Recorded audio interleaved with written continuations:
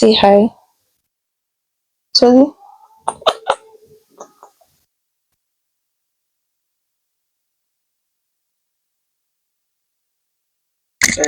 Unfortunately, I made the horrible decision of filming on a Sunday, so I'm going to try and edit this sound out. But yeah, that's a church close to my house.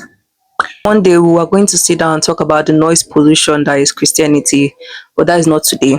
Hi, Stinker Pearl here. Welcome back to my channel.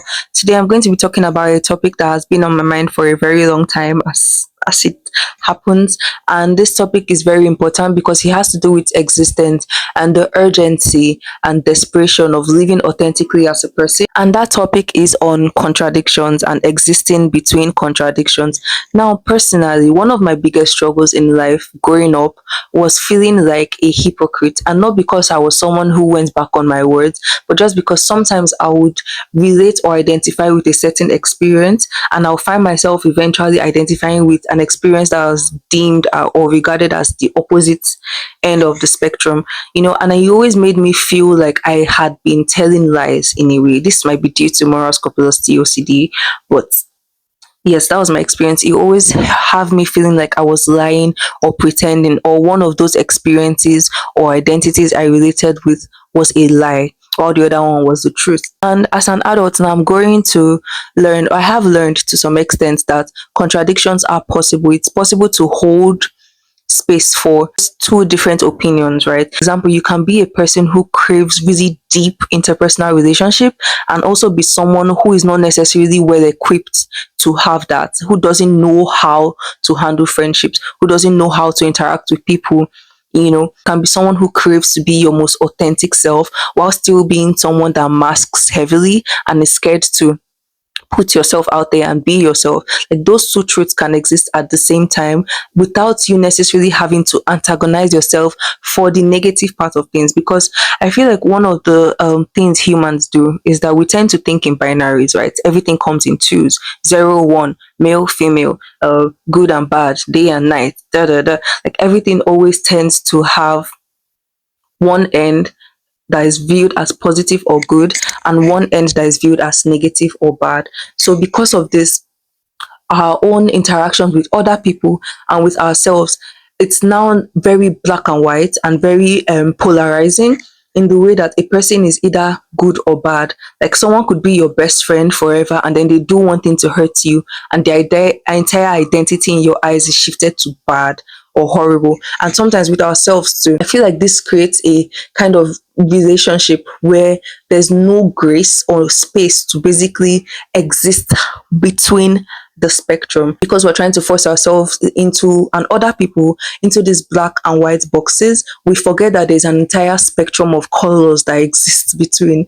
Like, I'm not even talking grayscale this time. Grayscale is fair, but like, colors, vibrant colors can exist between these opposing spectrums. Like, as much as there's morning and there's night, there's afternoon. That's a very silly example, but you get what I'm trying to say. You're not just necessarily the combination of two extremes. You are everything that exists in between. Like, you are the tension between those two. The tension is like one thing pulling this way, one thing pulling this way. You are basically the tension that exists here.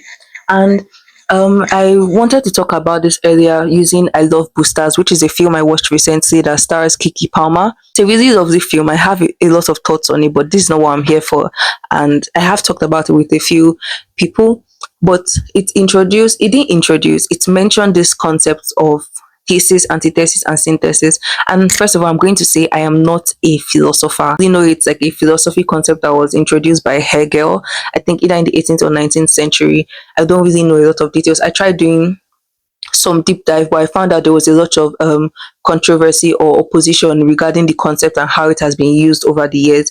So I'm not really going to make that the focal point of my discussion or my conversation, but it was what helped me basically solidify this concept I've been wanting to talk about through the thesis, antithesis, synthesis theory. Why I enjoy this particular concept a lot is because the word there, synthesis, for me, I feel like synthesis is a very beautiful word because it means creation, right? It means production. It means just the making of something. Existing between contradictions means that instead of just being either black or white, either good or bad. You are basically a product of those two things. It's not going to be like a mathematical equation of A times B equals AB. It's going to be more of A times B equals to A, B, and everything in between. I feel like understanding this concept and giving yourself this grace allows you to exist without feeling like a hypocrite or a liar, and allows you to actually be more authentic, because you're not only embracing the positive sides of yourself that you feel like would gather you respect or whatnot. You're also embracing the parts of yourself that are somewhat unsightly, somewhat raw and unfinished, and just not polished, unpolished parts of yourself. And these parts of yourself are not always negative or positive. Sometimes they simply are. Sometimes they are not black, they're not white, they are blue, sometimes they are red, sometimes they are orange. Why this is very important is that it's going to completely transform your relationship with yourself and your relationship with others, especially as me personally, someone who struggles with moral scrupulosity and just being a good or bad person. A lot of the time, my internal monologue is me antagonizing myself because of this, because sometimes I do things that are bad, or sometimes I do things that might be hurtful to others, and I just instantly want to go, yes, this is evidence that I am a bad person. Everything sweet or gentle or kind I've ever done for anybody ever was completely fake, and this is the real me. Even like as we think in binaries, a lot of the time we tend to make the negative end of the spectrum the focal point, and the positive is just something that exists outside of it. It's like, yes, it's always dark until there's light. This is genuinely so harmful, and I think it also bleeds into cancel culture on the internet, right? Like, cancel culture was beautiful initially when it started, because it basically gave people the authority to take back their autonomy in terms of what they consume, people they stream, artists, and just people in general that a lot of time do horrible things and get away with it. It gave us the opportunity to say, we are going to boycott you, you're horrible, you're a mess, and no, I'm not going to stand you anymore, and that kind of thing. But eventually it became this thing where we started to put every single person, even people that are not necessarily doing anything tangible, started to put them into these black or white boxes. So if someone did something, the instant reaction everybody would have towards them is trying to categorize them as good or bad. A plus size person that embraces that they're plus size and is confident and about it is a good person. But the moment the person feels insecure and succumbs to diet culture or whatnot, they are a horrible person. It can leave zero room for curiosity or even understanding where a person is coming from. I guess it's just society's way of trying to make people more digestible, because, but it's a very, very silly thing when you think about it in the grand scheme of things. Another way this topic comes up is in this olodo uprising topic that has been going on Nigerian TikTok recently. And I think why this topic is very interesting is because in the middle of doing calling out or just highlighting the fact that yes, there is a rise in anti-intellectualism on the internet these days, we are creating an entirely different problem by making this a thing, like introducing classism into this space, right? What we're doing now is creating a hierarchy and a segregation of people into intelligent people and stupid people. And I think that's fair. Sometimes it's frustrating when you're trying to have conversations with people that are very unwilling to learn or unlearn things, are just people that are generally ignorant. It's very frustrating. It's a frustration I express all the time. Yes, I understand it, right? But at the same time, I'm trying my best to change now. But we are creating like a hierarchy. Okay, people that understand these things, people that have unlearned, people that have constructed all of this, right? At the top of the pyramid, basically. And then the lower you go on the pyramid, the higher the amount of ignorance and cognitive dissonance, right? Leaves those people at the top feeling responsible for making change. While, mind you, the people at the bottom, the masses, the vast majority of the population, unfortunately, are going to be left out. And it's just impossible to drive any form of change completely isolating yourself from people that you feel are beneath your level of intelligence or research or education. You're basically just leaving them for the dogs.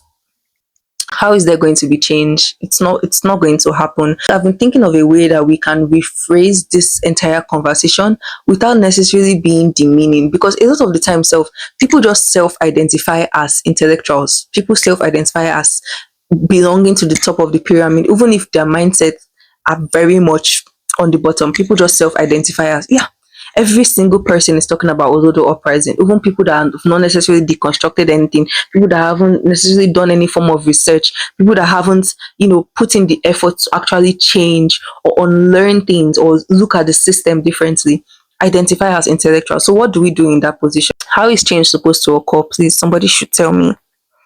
Somebody should tell me, because it's just the reality of the society we live in, because classism basically bleeds into every single aspect of life. I think one way we can restructure it is by thinking of it as a spiral rather than a pyramid. What that does is that it keeps everybody on a level playing field and like on a very horizontal playing field, because like a spiral that goes increasingly inwards, like a spiral towards change, leaves nobody out of it because everybody is trying to swirl in together. Yes, some people might be closer to the core or the medulla of this change, the gravitational force, or the force basically that's pulling everybody in. It pulls the people closer, and the people closer end up pulling the people towards the cortex or the outside of the spiral. It's basically just everybody radiating inwards, radiating inwards. What that does, everybody's on level playing field. There's no higher than or better than. There's no, that segregation is not there. And it also leaves room for parts of ourselves that are not necessarily, like, as much as I try my best to learn things, I don't know everything. There's parts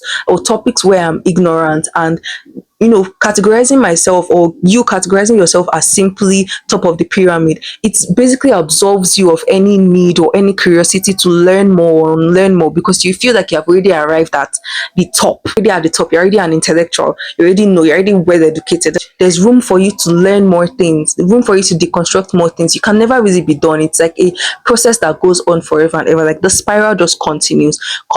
There's always going to be an inner circle, and then an inner circle, and then an inner circle. You're continuously being pulled towards truth, towards change, towards like reality, like what reality truly is outside of our own biases and the way we were raised and all of these things. Yeah, that's basically my take on this topic. I have been thinking about it for a while, and I just thought it's something to be talked about. Yes, as humans, we're allowed to exist between contradictions. I exist between so many different contradictions. Much as I can be a very sweet and gentle person, I can be very exciting, I can be very bland and boring. I can also be very, very angry and full of rage. I can also be a very, that's what, this is what it means to not only exist in extremes, but in all of the colors that appear along the spectrum as complex individuals. Be a product, to be a synthetic, not synthetic, to exist as a synthesis, right? That's what it is. And this also applies to creativity. Like, I am someone who loves to make art that feels like a breeze, that makes you feel like you're escaping reality. And I'm someone who also enjoys making art that makes you want to puke from how visceral of a reaction it draws out for me. And sometimes I want to make art that is in between. I want to make fan art of BTS. I want to make fan art of Heaven Official Blessing. Like, I am everything and nothing at once. And yeah, I think it's a very, very beautiful concept. I just wanted to talk about it. Yeah. Bye. See you in my next video. I'm always so awkward about this, guys. I am sorry. But this is me. This is what you have to work with. Bye.